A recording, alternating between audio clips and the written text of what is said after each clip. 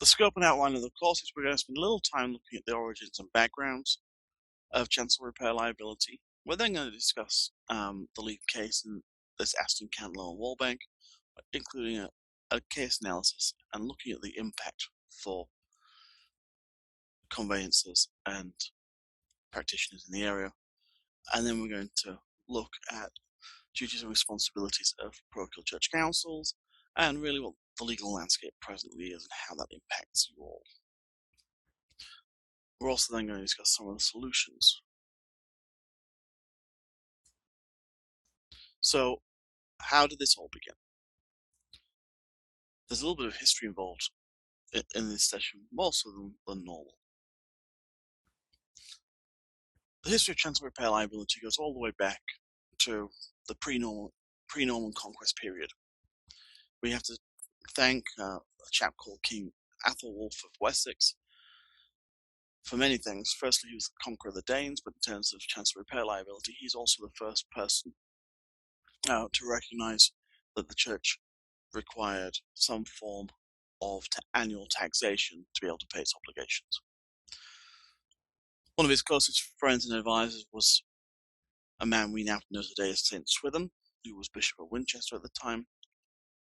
And it was upon his advice and copying a principle adopted by the Frankish Church that we see the creation of the first annual taxation known as the tithe. Where we have an official search and priority within the register when we're in the process, it's Roof and Roper, paragraph 32009, where a purchaser has applied for an official search with priority of an individual register or in relation to pending first registration. Third party makes an application for entering the register. The register will defer dealing with that, or should defer dealing with it, until the end of that priority period comes to an end. So, and again, back to the Land Registration Act 2002, this time 72.5.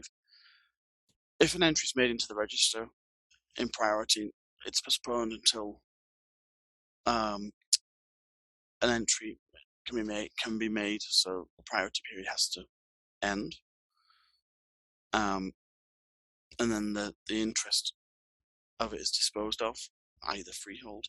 The freehold will then be clear of any encumbrance. Okay, so we can start to see that.